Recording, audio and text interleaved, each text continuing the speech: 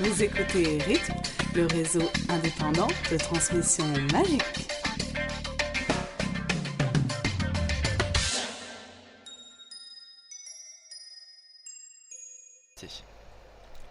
Bonjour et bienvenue dans ce 27e épisode de la Rythme, la radio indépendante à transmission magique. Et l'information de la semaine, cette semaine, c'est la couverture française du tome français, par conséquent, des contes de Biddle le Bard. Alors, déjà, je peux commencer par présenter les gens qui sont ici avec nous. Donc on a Aélis. Bonjour. Purple. Salut. Elena. Bonjour. Pruno. Bonjour. Et moi-même, donc, Dead Eagle. Et donc je disais, l'information de la semaine, ce sont les contes de Biddle le Bard. Alors que pensez-vous, chers amis, de cette couverture française? Donc on rappelle que la couverture est d'une part disponible sur le site de la Gazette, d'autre part que la couverture du livre en lui-même a été dessinée par J.K. Rowling, et que la couverture de la pochette a été dessinée par notre Jean-Claude Gotting national. Voilà. Justement, là c'est Gallimard qui a voulu, genre il savait pas comment décider entre J.K. Rowling et Jean-Claude Gotting, et du coup ils ont rajouté un étui juste pour pouvoir avoir un dessin de Gotting en plus de celui de Rowling. Je crois pas qu'il y ait d'autres langues qui a un étui justement. Donc la plupart des autres langues ont soit une couverture à part, est-ce que c'est soit pas justement juste pour le dessin par J.K. on a Rowling. eu un moment un point d'arrêt de Gallimard qui disait attendez, il y a un truc qui va pas. Et est-ce que c'était pas justement cette sorte de couverture qui bloquait? Si, Oui, il y a eu un justement, moment, parce ouais. que... Ouais, ils avaient mis Harry Potter sur la couverture de J.K. Rowling, je crois, avec la souche et les contes de Biddle le Bard. Et je crois que Bloomsbury avait dit que non, il voulait pas et tout qu'il y ait Harry Potter qui apparaisse. Non? D'où l'histoire Ouais, c'est du ça. coffret séparé maintenant, enfin, l'étui et le livre. Donc comme ça sur l'étui ils peuvent écrire Harry Potter et la couverture par J.K. Rowling, eh bien elle reste sobre et tout. Et ils sont sûrs d'en vendre beaucoup plus avec le nom Harry Potter dessus, juste pour qu'on soit bel et bien très très clair de quoi il s'agit. Il se peut très bien que ce soit une exigence effectivement de J.K. Rowling, de même que on se souvient que pour les animaux magiques et les animaux fantastiques et le Quidditch traverse les âges, le traducteur, donc Jean-François Ménard, avait pour obligation de conserver les thèmes originaux en anglais, et c'est pour ça qu'il avait rajouté enfin Un un petit lexique. ouais. Ouais, parce on lui avait pas laissé le choix. C'était une information de la Gazette du Sorcier en exclusivité pour la sortie du tome 5. Deagle est tout fier. Non, du tome 6. Bref, vous chercherez dans les archives. Mais c'était une exclusivité. Mais donc là en fait il y a donc deux parties de la couverture à discuter. D'abord il y a la partie dessinée par J.K. Rowling avec donc cette souche qui est la souche a priori du conte La Pinky Babylée, là. Lapine à la Babie et sa souche qui cacotait. Voilà. Voilà. Mais à la limite ce dessin là on l'avait déjà vu parce qu'en fait ça fait tous ces petits dessins de J.K. Rowling ont été publiés de façon régulière quand on a appris qu'elle les avait dessinés. Donc c'est des petits dessins qui par la suite apparaissent dans l'édition, et il me semble que dans l'édition de luxe on verra tous les petits dessins de J.K. Rowling plus d'autres dessins inédits, et donc notamment ceux-là.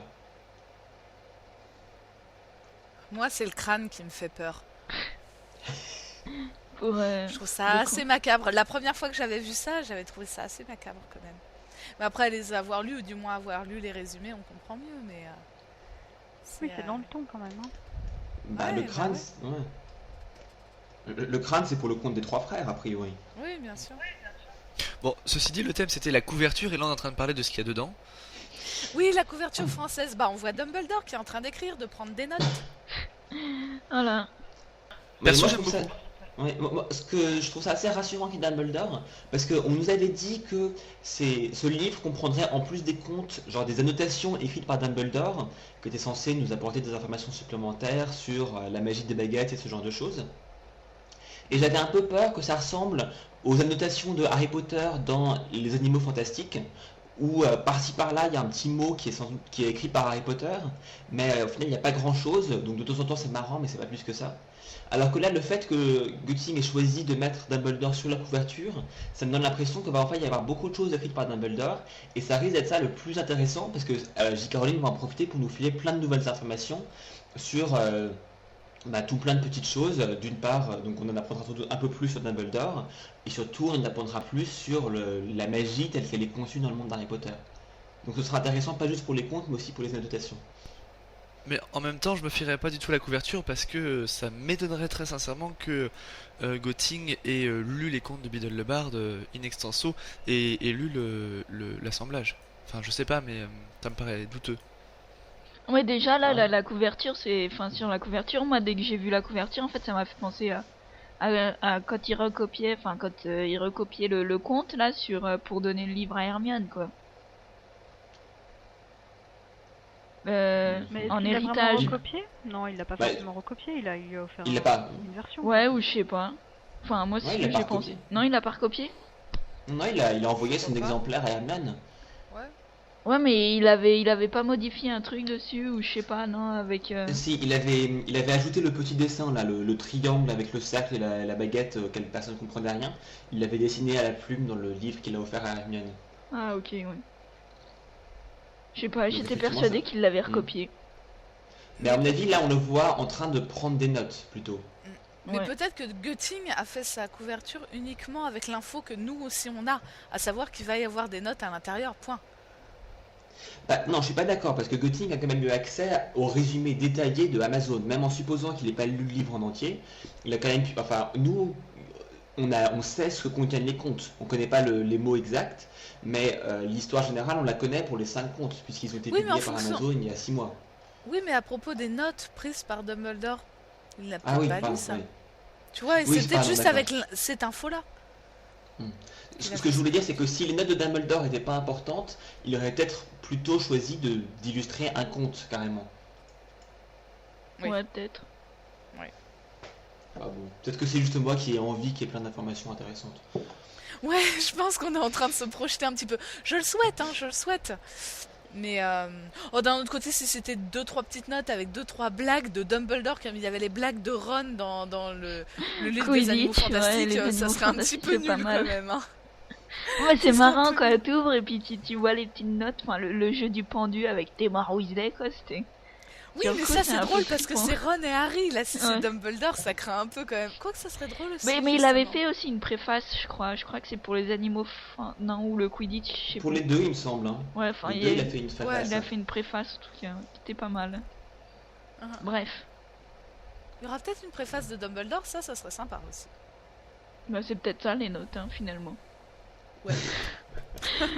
Une Donc voilà, vulgaire c'était la préface, couverture. voilà. La faculté de magicologie. Donc bienvenue dans la rubrique que vous aimez tant, le top bottom. Donc cette fois-ci nous allons parler de nos scènes préférées et détestées du tome 6. Alors sachez d'ores et déjà que ça a été très dur de trouver des scènes détestées.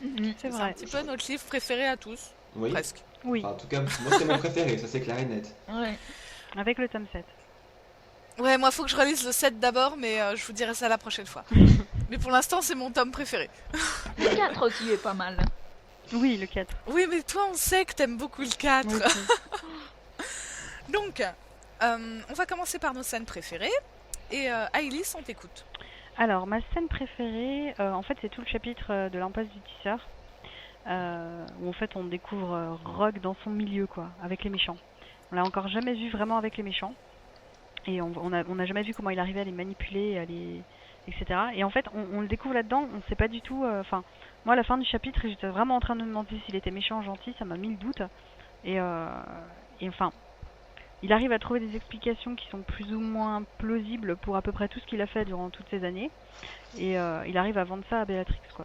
Donc ça, j'ai trouvé ça assez sympa. Surtout qu'après, pendant tout le bouquin jusqu'à la fin, et surtout à la fin, on se demande s'il est gentil ou méchant. Et il faut vraiment attendre le tome 7 pour avoir la réponse. Donc vu que c'est mon personnage préféré, je crois que je l'ai dit à chaque podcast, j'aime bien le voir interagir avec les différentes parties, avec les méchants, avec les gentils, voir comment il jongle entre les deux parties. Il arrive toujours à tirer son épingle du jeu. Donc voilà, moi j'adore toute cette partie-là de l'impasse des tisseurs. Et le D'accord, pire, c'est qu'il faut vraiment attendre la fin de la fin pour savoir s'il est gentil ou pas, quoi. Bah Les deux ouais, dernières c'est clair. secondes où T'as vraiment 2 bouquins entiers où tu sais pas, quoi. Tu sais pas, il Ouais. arrive à aller dans les deux sens. Donc Même si beaucoup de gens pensaient qu'effectivement il était gentil. Mais c'est vrai que moi j'ai souvent dit que ce que je préfère avec Harry Potter c'était le relire. Et je crois que le chapitre le plus intéressant à relire de toute la saga c'est celui-là parce que c'est celui où c'est vraiment écrit de façon à ce que tu puisses en permanence avoir un doute. Et là c'est très finement joué de Voilà. la part de Rogue face C'est- au rangement, mais aussi de la part de Rowling par rapport à comment est-ce qu'elle pose les questions, comment est-ce que Rogue y répond, etc.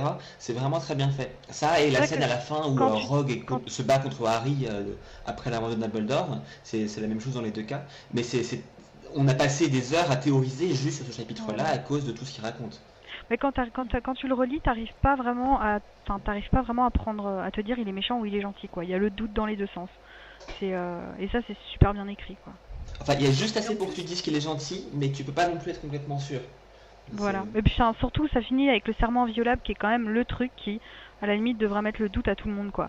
Là, il fait quand même quelque chose, il fait autre chose que de s'expliquer sur ce qu'il a fait dans le passé, il fait une promesse pour le futur. Donc là, ça prend Ouais, c'est encore une clair. autre dimension et ça met vraiment le doute. Donc moi, je trouve ça, ouais, vraiment, comme tu l'as dit, super finement écrit. Et voilà, ma scène préférée. Puis en plus, je me rappelle, après avoir lu justement cette histoire de serment inviolable, tu es en train de réfléchir, de savoir ce que ça peut impliquer, parce qu'on n'a Ouais. pas... On se doute de ce que ça implique, mais on n'a pas toutes les règles du jeu et Voilà. on ne sait pas concrètement ce que Drago doit faire et tout.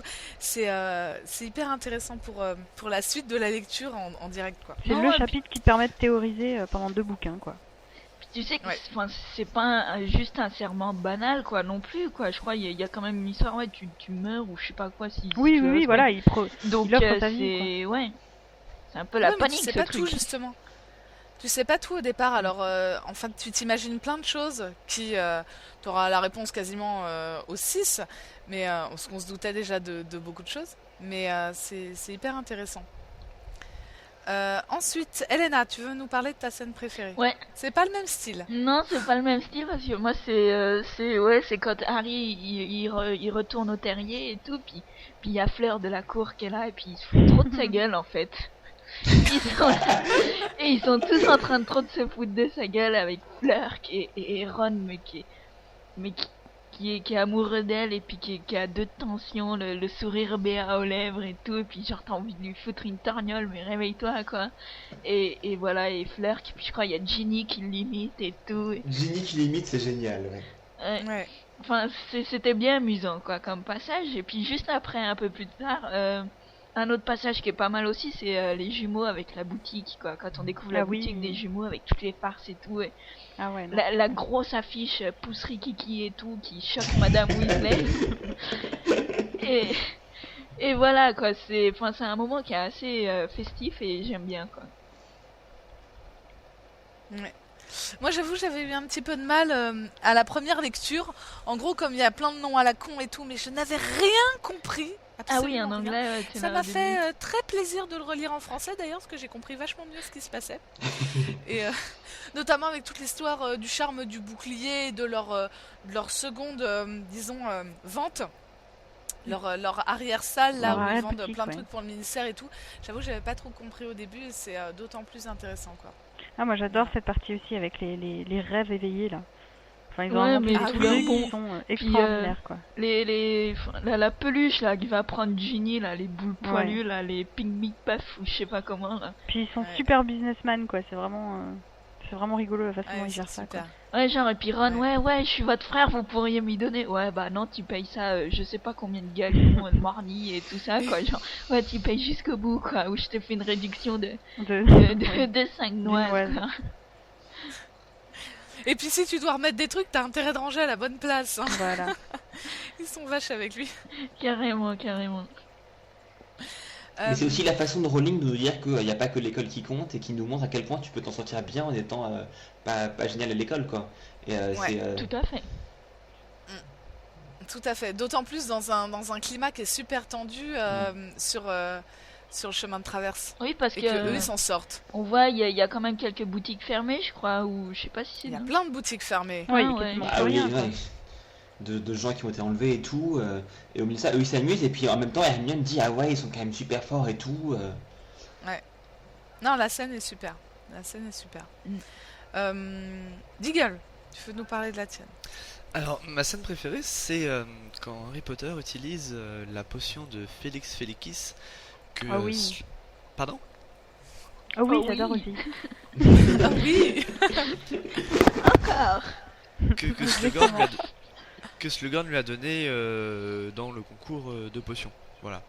Et pourquoi j'aime ce passage-là? Parce que d'abord tout se passe bien, hein, normal. Bah, Ça fait plaisir. et ça fait plaisir.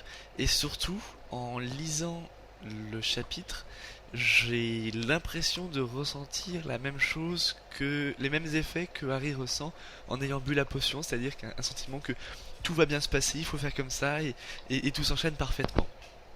Ouais, ça nous met vraiment en confiance la façon dont c'est écrit. On n'a pas peur pour Harry, enfin moi c'est comme ça que j'ai vécu. Je lui faisais confiance et j'ai vas-y, bah ouais, enfin il avait vraiment l'air de savoir ce qu'il devait faire. Donc encore une fois, je trouve ça super bien écrit parce que tu rentres vraiment dans le personnage. Et ben voilà, je pense tout comme Alice. Donc maintenant, à chaque fois que vous passez un examen ou un concours, le matin avant, vous relisez ce chapitre, histoire de vous mettre dans le bain. Ouais, je vais y Voilà. arriver. C'est une, Tout va se passer comme il faut et tout, même plus que ce qu'on s'y attend. c'est une C'est sacrément clair. bonne idée, figure-toi, j'ai jamais fait. Ça tombe bien, maintenant que tes études sont finies, ça va plus te servir à rien. Petit avertissement pour les collégiens et les lycéens qui nous écoutent, prenez pas ça au pied de la lettre quand même. Hein. Faut réviser dans la vie. Plus besoin de réviser, c'est bon. Enfin. Si, moi Parce si, que j'y tout- retourne en plus. Quelle merde. Ah oui, mais attendez. Mais ouais. Est-ce qu'on a le droit de lire le chapitre sachant que la Félix Felicis est interdite pour les examens et les compétitions sportives? Ah bah non. Ah bah si, on peut relire le chapitre quand même, c'est un placebo. De Bah même oui, que t'as bah le oui, droit de c'est faire comme quand semblant tu d'en donner à Ron, voilà. à mon avis, t'as le droit de lire le chapitre. Hein. Voilà, c'est un placebo, c'est pas grave. Parce que bon, faut quand même réviser en vrai, parce que tout ne se passe pas aussi bien que la scène dont nous allons parler là maintenant. Bruno, fais-toi plaisir. Et alors là, je sais même pas si c'est la peine que je raconte ma scène préférée, parce que je pense que depuis à peu près 25 épisodes, en fait, tout le monde est au courant de ce que je vais dire. Et donc, le chapitre Quelle 24. surprise. Alors, Harry tourna la tête et vit Ginny courir vers lui. Elle se jeta dans les bras, le visage résolu, le regard flamboyant. Alors sans réfléchir, sans l'avoir prévu, sans se soucier des 50 personnes qui la regardaient, Harry l'embrassa. Waouh. Ouais. Ça y est, Enfin, enfin. Après 6 tomes. Combien de milliers Voilà, de pages? il a fallu ramer à travers 5 livres et demi avant qu'enfin ils s'embrassent. Et c'est un grand moment de bonheur quand même. Ouais, t'as lancé C'est les vrai. confettis et tout ce jour-là. Mais, Ah, mais en attends, fait, moi, je sérieusement, suis moi pas j'ai la d'accord. chair de poule à chaque fois que je leur lis ce passage. Hein. Mais moi, je suis pas du tout d'accord en fait, parce que ça fait pas 5 tomes et demi qu'on l'attend. Que ce soit Ron et Hermione qui s'embrassent dans le 7, on en reparlera. Mais ça faisait 6 tomes et demi, Ouais, c'est vrai. quasiment 7 tomes qu'on l'attendait. Le Ginny et Harry, on l'attendait pas depuis si longtemps. Bruno ça, hein. aussi, mais Ouais, nous enfin, non. moi ça faisait un bout de temps que je l'attendais, je peux te dire quand même. Ouais, hein. un bout de temps, mais pas dès le début. Déjà parce qu'on Enfin- la connaît pas. Dans le 2, mouef. Et ensuite, c'est même pas progressif parce qu'il sort avec d'autres, il la calcule pas, le Ginny. Ouais, Et mais on Ginny elle s'en est trop bien. doutait C'est parce pas, que. c'est pas juste parce que Harry voulait sortir avec elle. Moi j'ai voulu que Harry sorte avec Ginny bien avant que Harry ne le veuille. Non, mais ça, je suis d'accord avec toi parce que. Je veux dire, moi, Ginny est mon c'est- passage préféré je depuis le un bout de devinais temps, aussi. donc j'attendais avec impatience le moment qui allait forcément arriver, où ils allaient enfin s'embrasser. Je suis d'accord, moi Mais je, voilà. je pensais aussi que Harry finirait avec Ginny. Mais on le sait pas. Ouais, Pas c'est dès le vraiment début. explicite qu'à partir du tome 6, quoi. Oui, à partir du tome 6, d'ailleurs, moi je trouve que ça venait un petit peu bizarrement avec la potion, la Mortensia et tout. Mais ouais, non, ça faisait un petit peu plus qu'on l'attendait parce qu'on s'en doutait. Si le tome 5, Mais, ça commence un peu à venir, je trouve. Ah mais Ouais. moi, quand j'ai lu Harry Potter pour la première fois, il y avait les 4 premiers qui étaient sortis et j'avais déjà prévu qu'ils allaient se mettre ensemble, mais j'attendais ça avec une grande impatience. D'ailleurs, En tout Voilà. cas, enfin. Ne m'enlevez pas mon moment de bonheur. Non, non, mais je te l'enlève pas, tu l'aurais pas choisi, je l'aurais pris, hein, je te rassure. Moi j'étais trop contente. Et comment on s'imagine bien la scène et tout. Et on se dit, oh mon dieu, Ron, comment il va voir ça et tout. Non, mais ça faisait très longtemps qu'on l'attendait. Mais c'est très Sachant théâtral en surtout toutes plus. les théories sur ton topic que t'avais ouvert, les amours. d'ailleurs, Je me c'est. rappelle très bien qui. Vas-y, Le termine. nombre de pages de ce sujet. Vas-y, pardon. Bon, alors j'y vais. D'ailleurs, c'est un reproche qu'on peut faire, et c'est un reproche qui a été fait, c'est que ça arrive trop tard. trop tard, à savoir que pour un livre quand même bon qui est assez noir, où il y a des violences à droite à gauche, du massacre, du racisme un peu, enfin à la manière comme je pense, et voilà qu'on se retrouve avec toute une flopée d'adolescents qui normalement sont extrêmement travaillés par les hormones, hein, ça, c'est la période, et que gentiment ils se regardent, ils se comptent fleurettes, et puis ils s'embrassent au bout de 5 ans. Oui, mais d'un autre côté, c'est pas vrai. D'un autre côté, heureusement que ça se passe pas plus tôt, parce que tu vois ce qu'il en fait à la fin du tome 6, tu vois que pendant tout le tome 7 on la voit même pas. Heureusement que ça a pas commencé dans le tome 4, etc., tu vois. Enfin, de toute façon, moi je pense que J.K. Rowling, elle avait prévu que ça allait être la vraie histoire de Harry, et que pour avoir cette vraie histoire, il fallait qu'il termine d'abord son histoire avec Voldemort, donc il se passerait pas grand chose de toute façon, même si ça avait commencé dans le tome 5, avec Voldemort qui tourne autour. J'apprécie l'audace que tu mets de mettre l'histoire avec Voldemort au même plan que l'histoire avec Ginny, je pense qu'il apprécierait. L'histoire avec Ginny est beaucoup plus importante, voyons. C'est pas tout à fait ça, mais il fallait qu'il en termine avant de pouvoir faire autre chose, quoi. Non, puis en plus, Ginny, elle avait besoin de grandir, mais dans le sens ne plus être impressionnée autant par lui, quoi. Aussi, ouais, elle a fait son chemin aussi. Ah bah oui. Donc voilà. Puis Harry, il devait tester avant, enfin, il devait faire des essais, c'est pour ça qu'il a choisi Cho aussi avant. C'est affreux ce que vous dites. Non, tu vas pas dire qu'il est en train de se faire la main. Non, quand même pas. Le brouillon. Le brouillon. Vous êtes affreux. Oui, je l'avoue. Passons à la suite. On remarquera qu'il a un sacré goût pour les joueuses de Quidditch. Enfin bref. Oui, alors moi, j'ai ma scène préférée. Et encore une fois, je pense que j'aurais choisi celle du baiser entre Harry et Ginny. Mais là, ça sera pas du tout ce ton léger et joyeux. C'est le dernier chapitre, celui de la tombe blanche. Parce que je le trouve, là encore une fois, extrêmement bien écrit. Et j'avoue, j'ai jamais pleuré pour Harry. Mais alors celui-là, du début à la fin, c'était la gorge nouée. Oh, c'est cette boule qu'on ressent et oh là là, mais on est triste. Alors déjà, on a du mal à y croire. Moi, je savais que Dumbledore allait mourir. J'en étais persuadée, mais je m'attendais pas à ce qu'il meure dans le tome 6.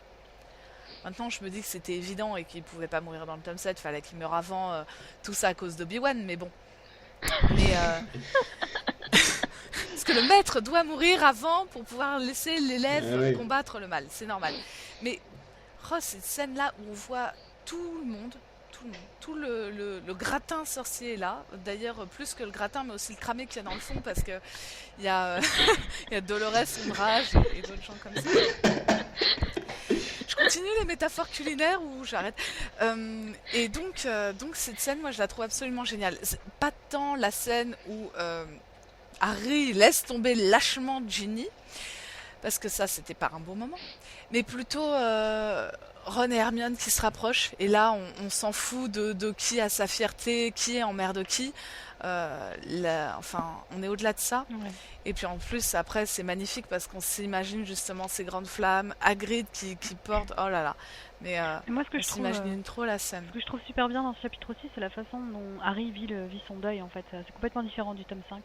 Et on voit là qu'il a vraiment grandi parce qu'il le prend d'une façon complètement différente. Il a même envie de rigoler. Et ça, je pense que c'est quelque chose qu'il n'aurait pas pu faire avec Sirius. Enfin, son premier deuil en tout cas. Ouais. Donc on voit vraiment qu'il a grandi et je pense qu'on comprend aussi qu'il est prêt à y aller un peu tout seul, quoi.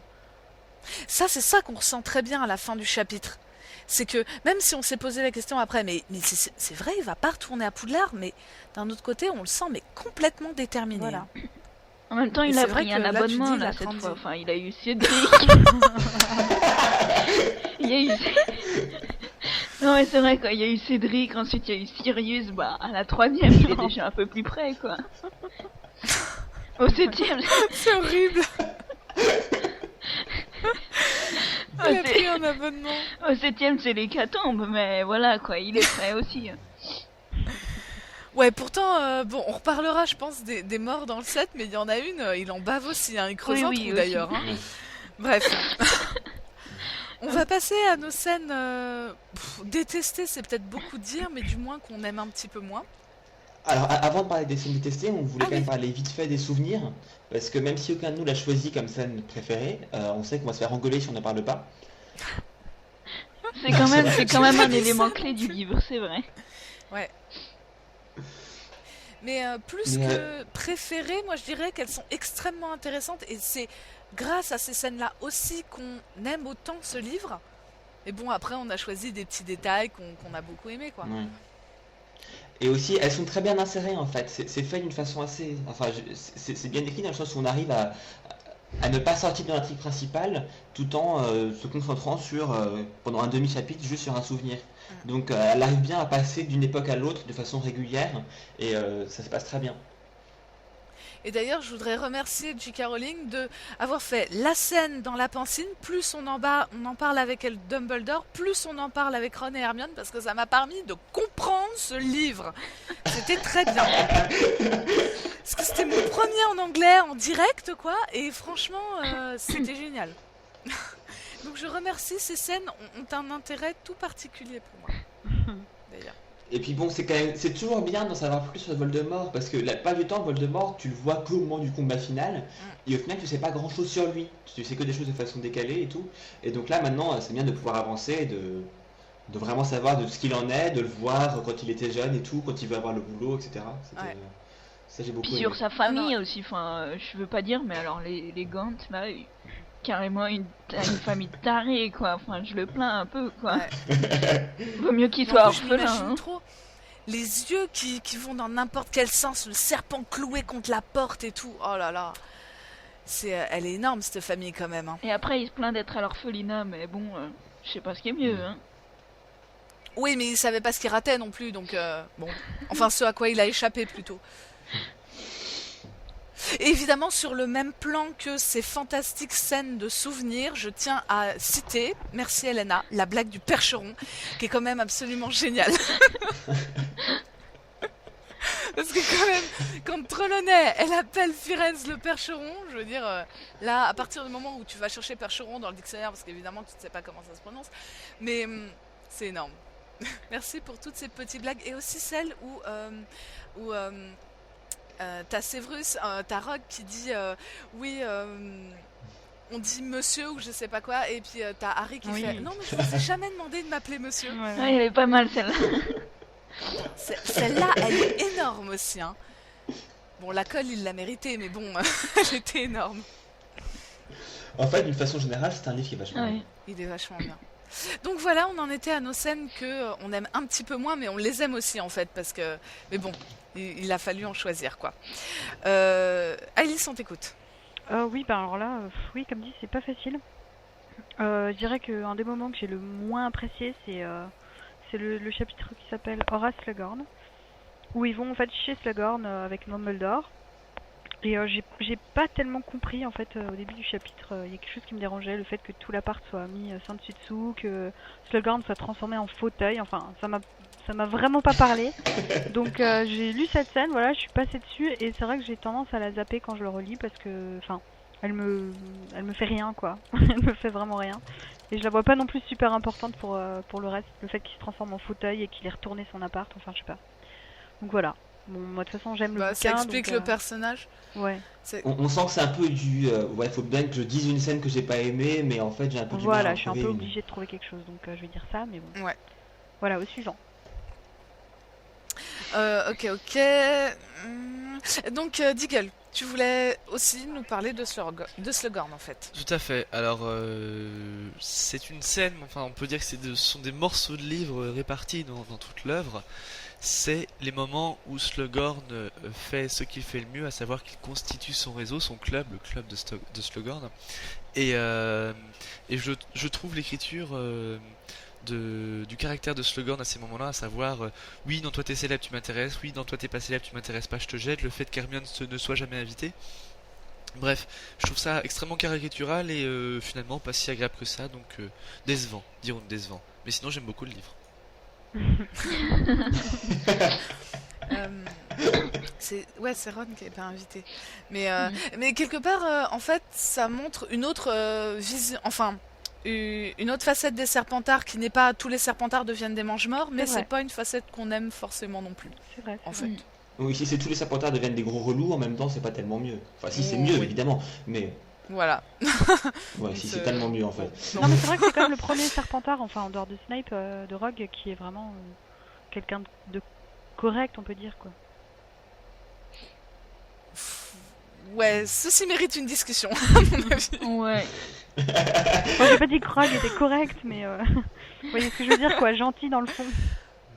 Bon, il est hyper sexy, mais correct, je ne sais pas si c'est un mot qu'on pourrait employer.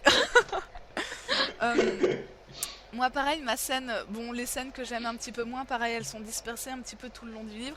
C'est Hermione qui revient sans arrêt sur cette histoire de prince, sur cette histoire de déjà, on ne veut pas entendre parler des histoires que Drago essaye de manigancer, et donc elle revient à chaque fois. Oui, non, j'aime pas ton histoire de prince, ton livre et tout. Ah, mais non, c'est une femme, machin. Tout ça parce qu'on sent qu'elle est jalouse de toute manière. On le sait. J'adore ce que tu dis. C'est vrai que c'est trop relou à chaque fois que Hermione dit mais on sait pas que le prince c'est un homme, ça se trouve c'est une femme et tout. Bah ouais, c'est bon quoi. Et puis on sait que mais quelque part moi j'étais contente pour Harry que enfin il se démerde un peu en potion. Ok, il triche comme je sais pas quoi, d'accord. Mais bon, vis-à-vis de toutes les crasses que Rogue lui a fait avant, Et puis ça fait vraiment c'est de bonne ressortir guerre. le mauvais caractère d'Hermione, hein, ça c'est clair. Ouais, là Hermione elle est un peu chiante pourtant. De toute façon, elle est chiante dans tous les chapitres, dans tous les tomes, il faut toujours qu'elle trouve quelque chose à reprocher à un moment ou à un autre, et ouais, blablabla. Oui, Croutard, Patan, tout ça, elle est chiante. Les runes, tout ça, bref. Les elfes, blabla. Elle est là Et justement. Moi, Oui. moi c'est Rufus qui me pompe. Ouais, tiens.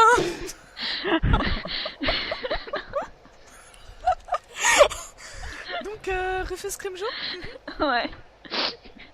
Ok, ouais, c'est le Noël glacial là, quand ils sont à table à midi, puis ouais. Ça va aller, Elena, concentre-toi. Donc oui, ils sont annoncés à Noël, ils sont à table et... Ok. Et là, il y a, ouais, il y a le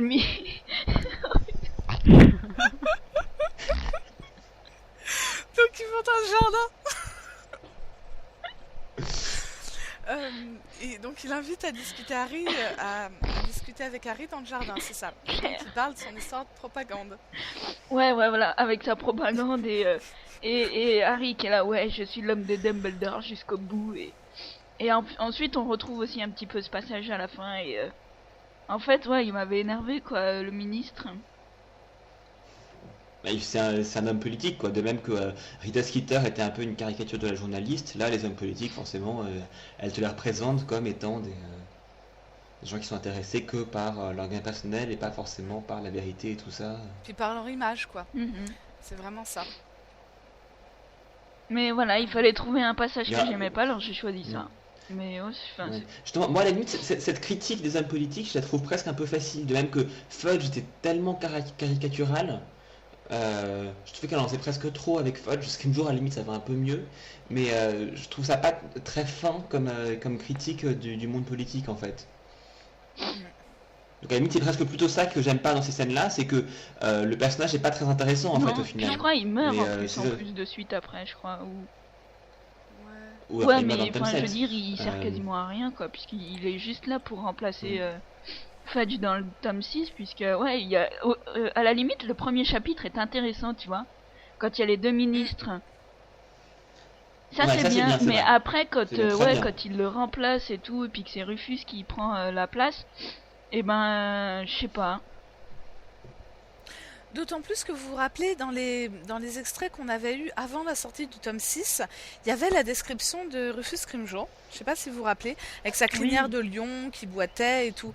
Et donc, Ouais. on savait pas quel personnage c'était, on s'attendait, oui, le descendant de Gryffondor et tout, on avait fait plein de théories. Et au final, quand on a compris que c'était le ministre, moi je m'attendais justement à un ministre qui est enfin de la poigne, un truc et tout, qu'il se passe vraiment quelque chose d'intéressant. Et en l'occurrence... Ouais, bah c'est vrai non, que, bah vu comme, à un moment, je crois, il le présente et tout, avec la crinière et tout, puis c'est vrai qu'il a beaucoup plus d'allure que Fudge, parce que Fudge, moi, je me suis toujours représenté comme un balourd, quoi, tu sais, qui est un peu là, ouais, Ouais. blabla. Et Rufus avait vraiment plus de gueule, quoi, mais au final, bah, En plus, il est horreur et tout, tu te dis ouais, avec lui, ça va repartir sur mon pied. Et là, tu le vois qu'il va vers Harry, ouais, si tu pouvais me faire de la propagande et tout, genre, enfin... Ouais, Ouais, mais j'ai je suis assez l'impression d'accord avec aussi toi. que Rufus, quelque part, il faisait confiance à Dumbledore. Il était conscient que Dumbledore était super costaud, quoi. Et je pense qu'il savait que c'était vraiment Harry l'élu et qu'il y croyait quelque part et que du coup, il se tournait vers Harry, quoi, pour tout ce qui était possible. Je pense qu'il y avait vraiment une question de, il croyait en Harry aussi, quoi. Après, il s'y est mal pris, mais il s'est rendu compte qu'il avait pas trop le choix, quoi. Au contraire de Fudge, qu'il a vraiment planqué, qu'il a rejeté. Scrimgeour, il y a cru, quoi. Un peu. Ouais, c'est peut-être aussi parce qu'il a pas réussi à avoir l'aide de Dumbledore, et ben il se rabat sur Harry, quoi. Ouais, aussi. Ouais, mais Mais bon. ça prouve qu'il le tient quand même, il reconnaît un peu ce qu'il a fait et ce qu'il est capable de faire, quoi. Ce qui est déjà mieux que Fudge, Ouais. hein. Surtout que l'image que Harry représente. Enfin bon. Ouais. Moi, il n'empêche que j'aime bien le Noël glacial parce qu'on entend Célestina, même si sa chanson est nulle. Ah oui, mais ça, j'ai rien contre, tu vois, tout le dîner et tout, ça, puis comme ça. Flerk qui se plaint à nouveau, tu vois, le retour des Flerk, et les asticots aussi, le cadeau de Creature, tu vois. Ah Et non, puis non, le dîner est très bien jusqu'à ce que le ministre vienne rompre la glace et tout, enfin. Et on ne parle pas de Percy. Ah oui, Percy, Rien que de le ouais. citer, à mon avis, ça suffit. Hein. Mais là encore, Percy, je trouve que lui aussi, c'est une caricature qui est un peu trop caricaturale.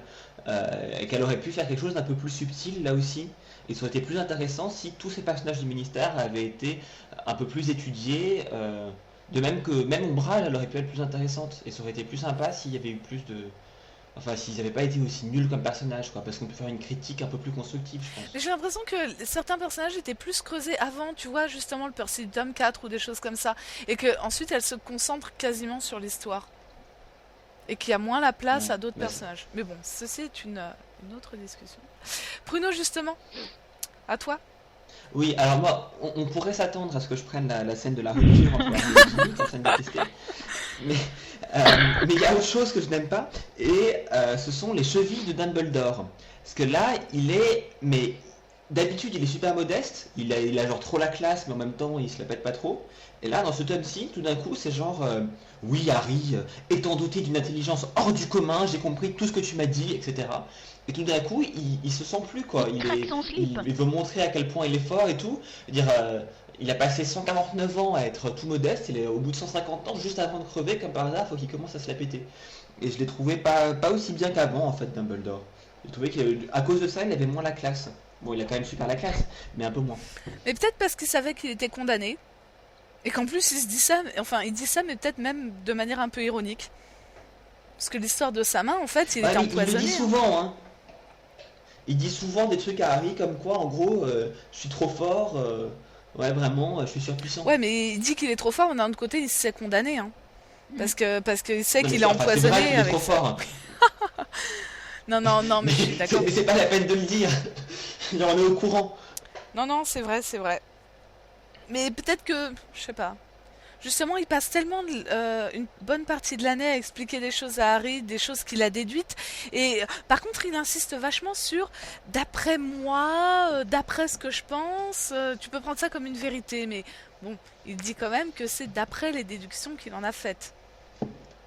Donc, Ouais, c'est pas pour ses déductions, c'est plutôt pour le reste. C'est le moment où il dit à Harry, je suis un sorcier super fort et super intelligent. Il dit ça comment Donc, si, Bah, par ouais, exemple- il dit ça, Ouais, hein. mais par exemple, au moment où Harry raconte à Dumbledore la conversation qu'il a entendue entre Rogue et Drago, il dit ça à Dumbledore et il dit mais monsieur vous m'avez pas compris, c'est super important. Et Dumbledore répond si j'ai tout compris, je suis super intelligent donc j'ai compris. Ou même quand Harry lui dit mais vous pensez pas qu'on est en danger, et Dumbledore dit bah non t'es avec moi. Ouais. Je sais pas, j'ai trouvé ça un peu trop. Bon voilà. Et c'est d'autant plus ironique vu la fin, vu qu'il n'avait pas accordé d'importance à Drago et qu'il finit comme ça. Moi, je trouve ça un petit peu ironique, justement. Enfin voilà, c'était nos scènes préférées détestées du tome 6. Vous avez quand même vu. Surtout préféré. Ouais, surtout préférées en fait. N'hésitez pas à partager avec nous vos scènes préférées et détestées, mais dans ce cas-là, du tome 7.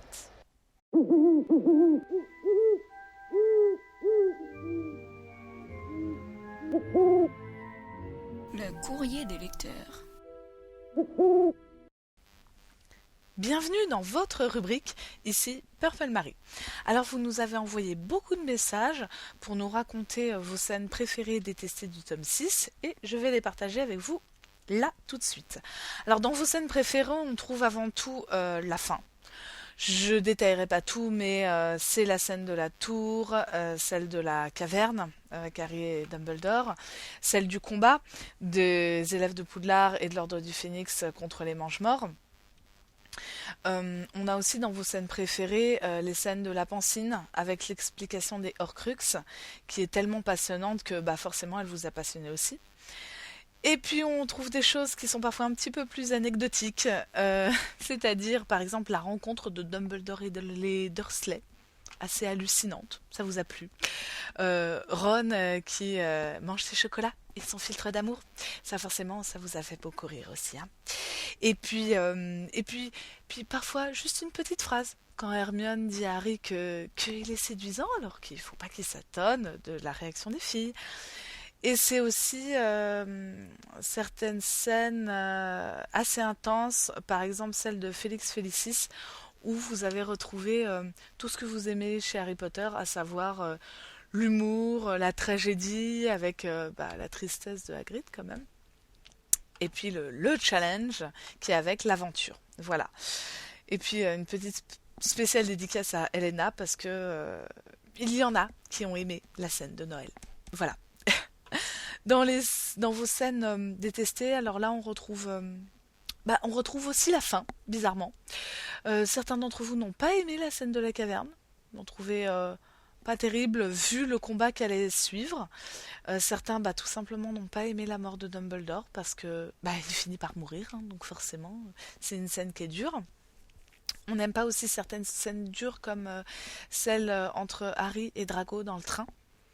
Parce que c'est vrai que ce tome 6 commence assez durement. Pour continuer sur Draco, parfois qui vous a pas trop plu, c'est justement l'acharnement de Harry à prouver que Drago mijote quelque chose. Idem dans les personnages un peu déplaisants. On a la scène du ministre au début que vous avez trouvée ennuyeuse, pas intéressante, avec des personnages pas passionnants. On trouve aussi dans vos scènes détestées le souvenir à récupérer, parce que quelque part, et je comprendrais très bien, ça vous fait penser en fait à Harry dans le tome 4 et son œuf. Et il traîne, et il se fait engueuler, et là cette fois-ci il se fait engueuler par Dumbledore, donc c'est pas rien quand même. Hein. Dans les scènes à rallonge, on a aussi la jalousie d'Hermione vis-à-vis du prince, parce que quelque part son côté féministe se réveille et se dit mince, ça pourrait très bien être une femme, pourquoi c'est forcément un homme qui est si intelligent, tout ça, alors ça vous a un petit peu embêté. Et puis la totale pour la fin, bien sûr, c'est les scènes entre Harry et Ginny. Alors désolé Pruno, hein, mais il y a beaucoup de personnes qui nous ont écrit pour nous dire que les scènes avec Ginny, c'était plus possible, hein, parce que ces petites scènes d'amour, de fleurs bleues, de yeux qui papillotent, hein, c'est insupportable.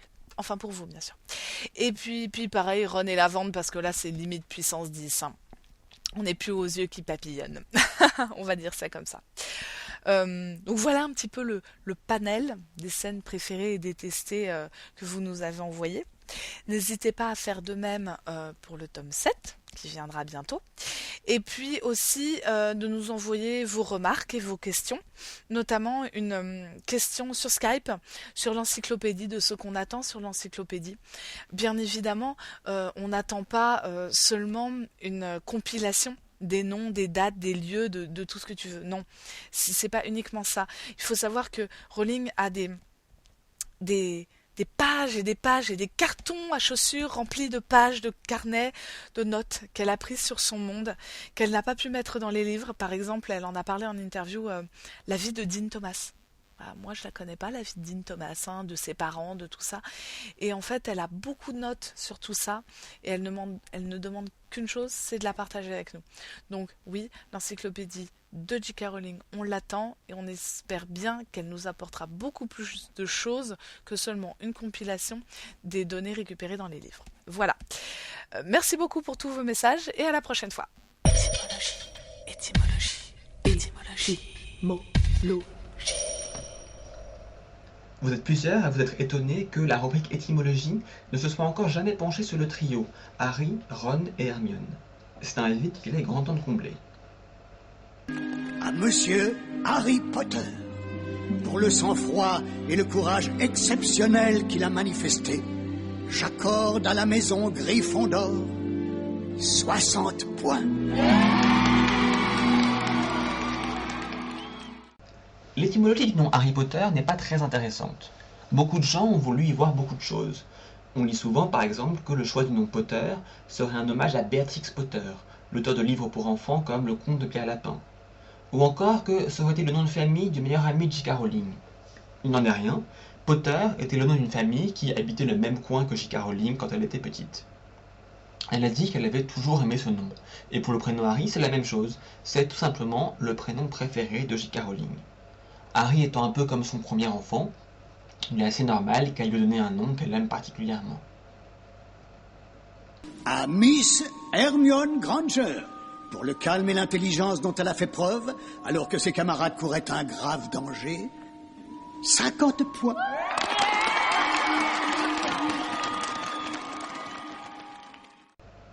Hermione Granger est déjà un peu plus intéressante. Hermione est un prénom très rare en anglais, ou en tout cas il l'était il y a 10 ans. Je ne serais pas surpris d'apprendre qu'à cause de Harry Potter, il est revenu à la mode. Et en plus, il est difficile à prononcer. En anglais, c'est Hermione. Il n'est pas rare que les personnages ou les lecteurs ne sachent pas prononcer ce prénom, d'où le fameux cours de prononciation donné à Victor Krum et au lecteur dans le tome 4. J.K. Rowling a dit qu'elle avait inclus cette scène pour éviter que des gens lui demandent sans cesse comment prononcer ce prénom lors de séances de questions. Elle dit qu'elle a trouvé ce prénom dans une pièce de Shakespeare, Le Conte d'hiver. Mais les caractéristiques du personnage de la pièce ne se retrouvent pas du tout chez Mademoiselle Granger. En fait, J.K. Rowling a choisi ce prénom parce qu'elle voulait un prénom rare. Elle avait peur que si elle prenait un prénom fréquent, il y ait des petites filles avec le même prénom, première de la classe, et avec des dents un peu plus grandes que la moyenne, qui soient sujettes à des moqueries à cause de Harry Potter. En prenant un prénom rare, elle diminue les chances que cela se produise. En plus, elle trouvait logique que Monsieur et Madame Granger, un couple de dentistes, choisissent un prénom à connotation littéraire pour leur fille, pour montrer à quel point ils sont cultivés. Le nom de famille Granger était à la base un nom de notable. Au Moyen-Âge, le grangier était chargé de récolter les taxes. Depuis cette époque, il a pris une autre connotation. Aux États-Unis, les Grangers forment un mouvement qui a beaucoup lutté pour les droits des agriculteurs. On pourrait rapprocher ça du combat d'Hermione pour les droits des elfes de maison, mais ça me paraît un peu trop tiré par les cheveux, et à mon avis c'est simplement que là aussi J.K. Rowling aimait ce nom de famille. Et comme Potter, c'est un nom très anglais. À Monsieur Ronald Weasley, pour la plus belle partie d'échecs qu'on ait joué à Poudlard depuis de nombreuses années, 50 points. Le nom complet de Ron est Ronald. C'est un prénom qui symbolise le pouvoir, la force. En vieil islandais, cela veut dire « celui qui a le pouvoir des dieux ». Nous verrons dans un prochain épisode que beaucoup de prénoms de la famille Weasley figurent dans la légende arthurienne, à commencer par Arthur Weasley. Ron n'est pas une exception. Ron est aussi le nom de la lance du roi Arthur. Alors je sais que donner un nom à une lance c'est un peu bizarre, mais c'est comme ça. Ron, en vrai Gryffondor, a donc un prénom de combattant.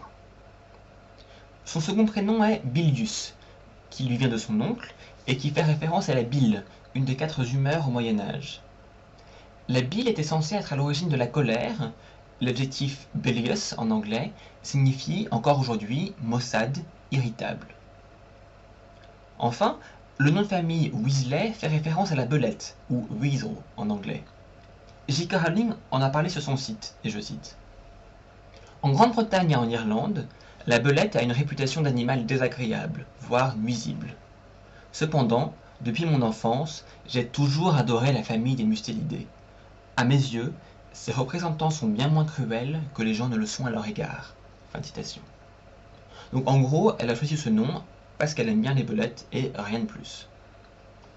Alors, vous avez peut-être remarqué que je n'ai pas parlé des seconds prénoms de Harry et Hermione, à savoir James pour Harry et Jane ou Jean pour Hermione. Le second prénom a changé au cours de l'histoire de Harry Potter. La raison en est simple, ce sont des prénoms tellement courants qu'il est absolument impossible d'y voir un sens précis. Ce qui est finalement un assez bon résumé des noms du trio. Alors que la plupart des noms de Harry Potter ont un sens plus ou moins caché, étymologiquement parlant, ce n'est pas vrai des 3 personnages principaux. J.K. Rowling aime bien le prénom Harry, elle aime bien le nom Potter, elle aime bien les belettes, et ça va pas beaucoup plus loin. C'est en fait assez logique, parce que ces personnages sont les plus développés de la saga, et il aurait sans doute été difficile de résumer la personnalité en un nom. Mieux valait simplement choisir des noms qui sonnaient bien à l'oreille de l'auteur. Vos Potter Fiction. Vos Potter Fiction. Vos Potter Fiction. Bienvenue dans cette rubrique Potter Fiction. Alors, cette fois-ci, nous allons parler de Snape's Diary de Claire Chevalier. Autrement dit en français, le journal intime de Severus Snape. Tout un programme. Alors, pour parler de cette Potterfic avec nous, Myrtille. Bonjour. Bonjour. Alors, on voulait vous parler de celle-là parce qu'elle est un petit peu ancienne et que justement, tout le monde ne la connaît pas forcément, mais on peut dire que c'est une de nos préférées. Oui, tout à fait.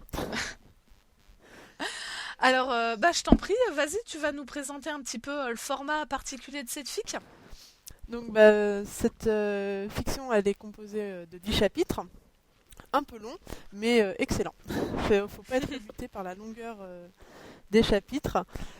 Elle se déroule donc pendant la première année. C'est, comme tu l'as dit, le journal intime de Snape, toutes ses pensées par rapport aux événements qui se produisent à Poudlard et même avant, parce que la fiction commence au mois de juillet, donc toute la préparation de la rentrée et tout. Et les pensées de Snape sont vraiment excellentes. On ne s'ennuie pas du tout à lire cette fiction, c'est vraiment très très bon.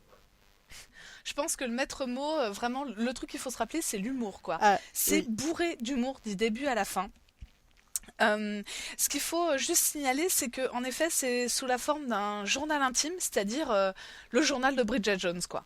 C'est vraiment ça, c'est par date, c'est tout exprimé à la première personne, sauf quand Snape parle de lui-même à la 3e personne. Oui, mais ça là, lui il arrive. se dit qu'il est en train de péter les plombs. Voilà. Donc, et c'est génial parce que c'est d'un côté, il veut être sérieux. Oui, parce que j'ai une image à tenir, moi, avec mon grand nez, mes robes noires et tout. Qui font switch. Son swish. Alors, il faut savoir que le grand swish de cape vient d'ici quand même. Hein. Et ouais. Pourquoi un tel mythe autour de cette cape-là? Ça vient de cette fic-là. Hein. Enfin voilà, c'est que du bonheur du début à la fin, de petites anecdotes avec des animaux aussi bizarres qu'étranges que des mille pattes, que des chatons. Très étrange le chaton. Le chaton. Lisez la fic, vous verrez. Et puis on a le droit justement à toute la vision des personnages par les yeux de Severus, donc aussi bien Drago Malfoy que Harry, Ron, Hermione, tout ça, que Neville, bien entendu. Et aussi Quirrell. Tout à fait, parce que n'oublions pas, on est en première année, et c'est donc Quirrell quand même le personnage central de l'intrigue.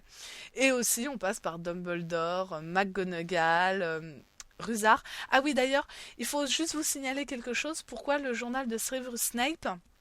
C'est bien sûr Severus Rogue, pour ceux qui ne sont pas familiarisés avec les noms de personnages anglais. D'ailleurs, je vous signale que tous les noms, ce sont les noms anglais qui sont repris. Ouais. Voilà. Donc ça ne sera pas Argus Rusard, mais Argus Filch et Miss Norris, sa chatte, enfin bref. Voilà, mais on prend très vite l'habitude, même quand on ne l'a pas trop. Oui, ça gêne pas grand-chose. Non, mais non, on s'habitue vite de toute manière. Que dire ? Aussi que, a priori, ça se situe... Enfin, Claire Chevalier a certainement écrit cette fic-là après le tome 4, certainement avant le tome 5. Tout ça pour vous dire, en fait, que la fille aux cheveux violets, elle n'est pas inspirée de Nymphadora Tonks. Non, du tout. Voilà. Elle est inspirée d'une fameuse forumeuse de la Gazette de l'époque, dont on taira le nom, mais qui se reconnaîtra très bien. Donc... voilà. Donc c'est pas du tout Nymphadora Tonks. Que vous dire? Alors on peut peut-être enchaîner sur les points forts et on va mettre entre guillemets points faibles de la fic. Oui, c'est les points faibles sont même difficiles à trouver. Voilà. C'est... Vas-y, on t'écoute. Donc moi je dirais que c'est, donc, comme j'ai déjà dit, une fiction très drôle, assez acide et cynique. On retrouve le côté sombre de Rogue, mais toujours tourné de manière humoristique et c'est vraiment un plaisir à lire et à découvrir le côté caché de Rogue. J'adore. Le côté caché de... Et oui, il essaye de se laver les cheveux, ou il est très fier de sa cape qui fait swish, ou... Voilà. Et il peut aussi tomber amoureux. Ouh. Ça, et d'ailleurs... C'est principalement la deuxième partie de la fiction. Et c'est peut-être éventuellement ce qui peut peut-être ennuyer certains lecteurs. Oui, peut-être. Mais c'est pas le journal de Bridget Jones non plus. C'est pas trop gnangnan. C'est pas trop mièvre non plus. Non. Ça va, ça reste gentil, ça reste drôle, même si c'est d'un autre côté, les amours de Rogue, ça ne peut être que drôle quand on connaît le personnage. C'est clair. Puis ça reste toujours cynique et cassant à souhait. Ah donc, oui, ça. C'est clair. Les youpi, j'ai retiré des points à Gryffondor, les trucs comme ça, c'est... Avec bonheur tout le temps. Toujours. Puis on sent vraiment dans sa tête le mécanisme de chercher comment réussir à leur enlever des points. Ah et oui. qu'il est très fier de lui quand il en enlève. Ah oui, c'est très recherché la manière, toujours, jamais de la même façon, toujours innover dans la façon de retirer des points au Gryffondor ou d'embêter Harry ou Neville, enfin les Gryffondors d'une manière générale. Ouais. Les Gryffondors de manière générale. Pour ma part, dans les points forts, je mettrais le format du journal parce que moi j'adore. Ça fait un rythme super rapide et tout. On passe de l'un à l'autre, de jour en jour et tout. Ouais, on suit bien la progression. Ouais. Et puis en tout plus, est bien respecté voilà. dans l'ordre du livre aussi, les différents événements et il n'y a pas d'erreur à ce niveau-là. Du livre. Ouais. On suit les matchs de Quidditch, Noël, le jour de l'an. Bon, alors moi je suis pas la chronologie. Halloween, donc avant, je vais remettre tout dans l'ordre. Le final et tout, c'est assez intéressant. Dans le point entre guillemets faible, c'est tout simplement qu'on n'a que la première année. Claire, pourquoi n'as-tu pas écrit les 7 années de Severus Rogue? C'est une bonne question. Ça aurait été un plaisir. On aimerait bien en savoir plus. Elle avait commencé à faire le journal de Drago sur la première année aussi, mais bon, elle n'a pas continué. C'est dommage, ça commençait pas mal. Mais bon, elle manque peut-être de temps. Heureusement, elle a fini le journal de Rogue et ça, c'est du pur bonheur. Ouais, c'est que du bonheur. Et donc, si vous avez aimé, on vous invite à lire le journal intime de Severus Snape. Ouais. Si vous avez aimé, vous pouvez quand même commencer la fic de Drago Malfoy, donc le journal de Drago Malfoy. Et puis, on ne saurait trop vous conseiller de vous intéresser aux autres fictions de Claire Chevalier que vous retrouverez sous le nom d'Arcadiane. Oui. Voilà. Par contre, pour retrouver cette fiction du journal intime de Snape, le titre, c'est Harry Potter and the Philosopher's Stone. Donc, cherchez pas à journal intime. C'est voilà. Le titre dans la partie Potter fiction de la Gazette du Sorcier, c'est Harry Potter and the Philosopher's Stone, The Secret Diaries. Eh ben, merci beaucoup Myrtille pour cette précision parce que sinon c'est sûr que ça aurait été bien difficile. De rien. Voilà, eh bien c'est la rubrique est finie pour cette fois-ci. N'hésitez pas à nous envoyer vos conseils de lecture nous ferons une joie de chroniquer vos coups de cœur préférés. Voilà.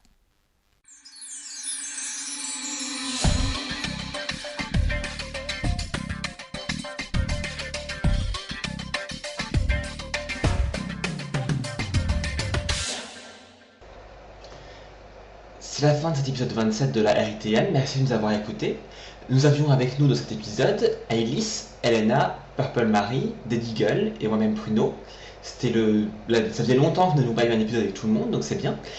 Comme toujours, vous pouvez nous contacter en nous envoyant un mail à ritm@gazette-du-sorcier.com. Vous pouvez également nous envoyer un fichier MP3 à cette adresse. Vous pouvez nous laisser un message audio sur Skype au pseudo gazette-du-sorcier. Ou vous pouvez laisser vos commentaires sur le forum de la RITM qui se trouve vers le bas de la page du forum de la Gazette du Sorcier. Comme la dernière fois, on se quitte en musique avec un groupe de wizard rock assez peu connu qui s'appelle The Brothers Black. Leur adresse MySpace c'est www.myspace.com/TheBrothersBlackOfficial, tout attaché. Il y a un lien sur la Gazette évidemment. Leur chanson s'appelle Don't Wanna Be a Death Eater, donc je ne veux pas être un mange-mort.